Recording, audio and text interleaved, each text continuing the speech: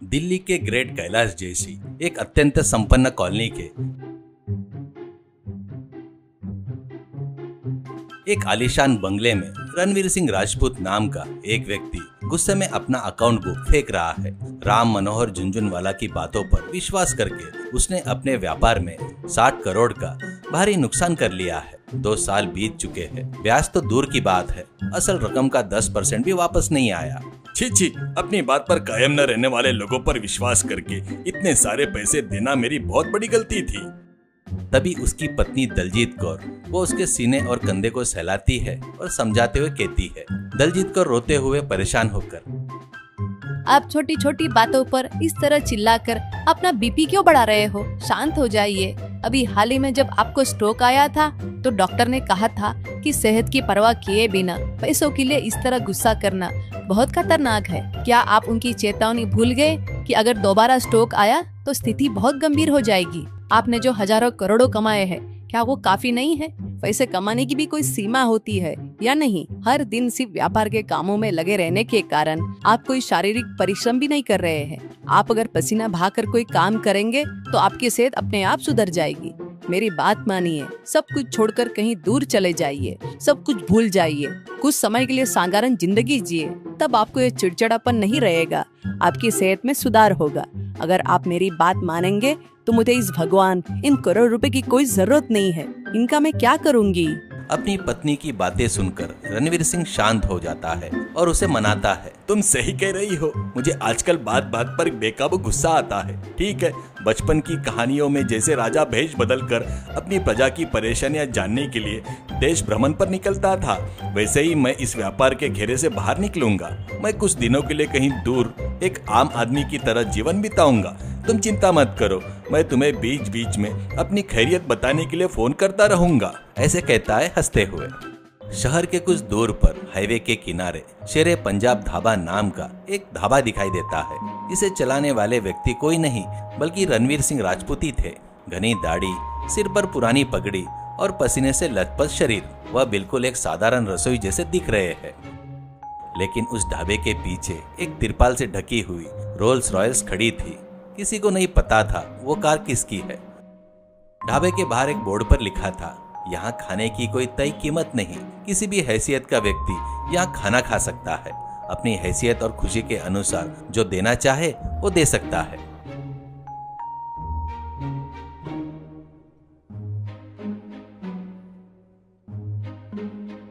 एक दिन शहर का एक बहुत बड़ा real estate tycoon Sanjay Shah अहंकार से इधर उधर देखते हुए ढाबे में आता है। संजय शाह अहंकार से आवाज लगाते हुए, अरे यहाँ कौन है? ए तुम जल्दी से मेरे लिए स्पेशल मटन करी और रोटी लेकर आओ, जल्दी करो, ऐसा कहता है। रणवीर सिंह उसके पास गया। रणवीर सिंह राजपूत, बताइए संजय जी, आप क्या खाएंगे? गर्मा गर्म पनीर पराठे लाओ क्या? ऐसे कहता है। संजय शाह आश्चर्यचकित होकर, तुम मेरे नाम से बुला रहे हो? क्या मैं तुम्हें जानता हूँ? तुम जैसे सैकड़ों लोग मेरे ऑफिस में मुझसे मिलने के लिए कतार में खड़े रहते हैं, ऐसे कहता है। तो रणवीर सिंह राजपूत हल्की मुस्कान के साथ, मैं जानता हूँ संजय जी, आप महीने में 100 करोड़ कमाते हैं, लेकिन आप किसी भी दिन शांति से पेट भरकर खाना खा पाते हैं क्या? खाना खाते खाते भी आप अपनी घबराहट में करोड़ों की कोई डील ना खो दे करके सोचते रहते हैं ना? संजय शाह गुस्से में, अरे बकवास बंद करो, तुम मुझे ऐसे लग रहे हो जैसे मैंने तुम्हें कहीं देखा है, ऐसे कहता है। रणवीर सिंह मुस्कुराया, मुझे पहचाना नहीं संजय, मैं रणवीर हूँ, ऐसे कहता है। संजय शाह घबराहट में तुरंत अपनी जगह से खड़ा हो गया। संजय शाह आश्चर्य से हकलाते हुए, आप दिल्ली के बेताज बादशाह बिजनेस टाइकून रणवीर जी, आप यहाँ क्या कर रहे हैं सर? ये रसोई का क्या अवतार है? रणवीर सिंह, संजय, मैं यहाँ रोटियां सेक रहा हूँ, लेकिन उनके साथ साथ मैं अपना अहंकार भी जला रहा हूँ। मैं एक शुभ चिंतक के तौर पर तुम्हें यह बात बता रहा हूँ, अपना गुस्सा और अहंकार छोड़ दो। अपने ऑफिस में काम करने वाले एक छोटे से कर्मचारी का भी सम्मान करो, उन्हें बिना डरे अपनी बातें कहने का मौका दो। इस भाग दौड़ भरी जिंदगी में तुम्हें थोड़ी शांति मिलेगी। मैं एक अरबपति की तरह नहीं बल्कि एक इंसान की तरह जीना सीख लिया है, ऐसे बताता है। संजय शाह हाथ जोड़कर नम्रता से, जैसे आप कह रहे हैं मैं भी बदल जाऊंगा सर, ऐसे कहता है। एक दिन एक कार तेजी से आई और ढाबे के पास रुकी। उसमें से 2 लोग उतरे। एक बड़े राजनेता का बेटा विक्की मल्होत्रा और उसका बॉडीगार्ड करण सिंह। विक्की मल्होत्रा ने टेबल पर जोर से हाथ मारा। विक्की मल्होत्रा चिल्लाते हुए, अरे यहाँ कौन है? ए तुम जल्दी से मेरे लिए स्पेशल मटन करी और रोटियां लेकर आओ, जल्दी करो। रणवीर सिंह राजपूत बिल्कुल शांति से, बाबू यहाँ खाना ऑर्डर के हिसाब से आता है, धमकियों के हिसाब से नहीं। बैठ जाओ, थोड़ा समय लगेगा, ऐसा कहता है। करण सिंह गुस्से में तमाते हुए, क्या तुम्हें पता है तुम किससे बात कर रहे हो? यह पूरा इलाका हमारे बॉस का है। जो कहा गया है उसे तमीज से करो। इलाका किसी का भी हो, यह धाबा तो मेरा है ना। यहाँ परोसने वाला मैं हूँ और खाने वाले तुम हो। ये कोई अखाड़ा नहीं है जहाँ ताकत दिखाई जाए। यह भूख मिटाने की जगह है। अगर तुम्हें धैर्य है तो बैठ जाओ, ऐसा कहता है। विक्की मल्होत्रा गुस्से में, तुम्हारी ये क्या बातें हैं? जाओ जल्दी खाना लेकर आओ, ऐसा चिल्लाता है। रणवीर सिंह ने उसे एक बार देखा और किचन में चला गया। जब रणवीर सिंह किचन से बाहर आ रहा था तो उसकी नजर विक्की के बगल में रखे बैग पर पड़ी। बैग थोड़ा खुला हुआ था।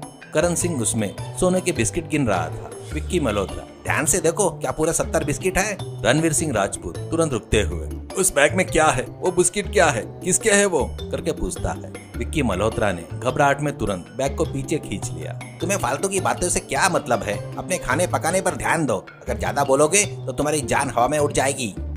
मेरे ढाबे में चोरी का ऐसा सामान नहीं होना चाहिए बाबू। उस बैग को यहीं छोड़ दो और चले जाओ, वरना मुझे पुलिस को बुलाना पड़ेगा। करण सिंह ने अपनी बंदूक निकाली और रणवीर सिंह की तरफ तान दी। पुलिस, क्या तुम जानते हो ऐसे भी हमारे पिताजी को सलाम ठोकते हैं? अब बताओ, पुलिस को बुलाओगे या अपना मुंह बंद रखोगे? रणवीर सिंह के चेहरे पर डर का कोई नामो निशान नहीं था। उसने धीरे से अपने हाथ में रखा पलटा एक तरफ रख दिया। तुम अपनी बंदूक का सेफ्टी लॉक हटाना भूल गए, इतनी क्या टेंशन है? रही बात विक्की बाबू की, उस बैग में रखे चोरी के सोने के बिस्किट के बारे में सबको पता चल गया। कल के चुनाव में ये तुम्हारे पिताजी के खिलाफ वोट बनकर पड़ेंगे ना। मुझे लगता है तुम्हें बिना जाने एक गलती कर दी है। विक्की मल्होत्रा, कौन सी गलती? तुमने इस ढाबे में आने से पहले यह नहीं जाना इसका मालिक कौन है। एक बार बाहर बंदे उस तिरपाल की तरफ देखो। करण सिंह बाहर गया। उसने तिरपाल हटाया। चमकती हुई रोल्स रॉयल्स कार को देखकर उसके पसीने छूट गए। वो दौड़ता हुआ अंदर आया। करण सिंह घबराते हुए, विक्की, बाहर जो कार है उसका नंबर 4/11 है। वो रणवीर प्रताप सिंह की कार है। वो एक अरबपति है, देश की सबसे बड़ी सिक्योरिटी एजेंसी के बॉस। उनके जाने बिना इस देश में एक चिट्ठी भी नहीं रेंगती। विक्की मल्होत्रा हैरान रह गया। उसने रणवीर सिंह के चेहरे की तरफ देखा। अब उस दाढ़ी के पीछे तेज नजर और उनका रुतबा उसे समझ में आ गया। हाँ विक्की, तुम उस बैग में जो चोरी के सोने के सिक्के बिस्किट ले जा रहे हो ना, वो मेरे सीसीटीवी कैमरा में रिकॉर्ड हो गए हैं। अगर मैं एक फोन कर दूं तो तुम्हारे पिताजी का राजनीतिक करियर सब खत्म हो जाएगा। विक्की मल्होत्रा डर से कांपने लगा। सर मुझे माफ कर दीजिए। आपको क्या चाहिए? आपको कितने पैसे चाहिए? रणवीर सिंह जोर से हंसते हुए, अरे मेरे लिए पैसे क्या विक्की, मेरे एक दिन की कमाई तुम्हारी पूरी जायदाद के बराबर है। मुझे पैसे नहीं चाहिए, मुझे जिम्मेदारी चाहिए। उस बैग को यहीं छोड़ दो और कल सुबह तक जाकर अपने पिताजी के सामने सरेंडर कर दो, वरना मैं दिखा दूंगा इस ढाबे का रसोइया क्या कर सकता है और क्या करेगा। ऐसा कहता है। अगले दिन सिर्फ उस इलाके में नहीं बल्कि पूरे देश में अरबपति रणवीर सिंह राजपूत की खबर वायरल हो गई। हर कोई हैरान था कि ढाबे का रसोइया एक मल्टी बिलियनियर और उसने सोने के चोरी के एक बड़े रैकेट का भांडा फोड़ दिया। ये सुनकर पूरा गांव आश्चर्यचकित हो गया। रणवीर सिंह बहुत ही सामान्य तरीके से एक गरीब राहगीर को गर्मा गर्म रोटियां परोसते हुए कह रहे थे, अरे खाओ बाबू, पेट भरकर खाओ। अच्छा खाना और अच्छा मन, अपार शांति, इससे बढ़कर और कोई दौलत नहीं है।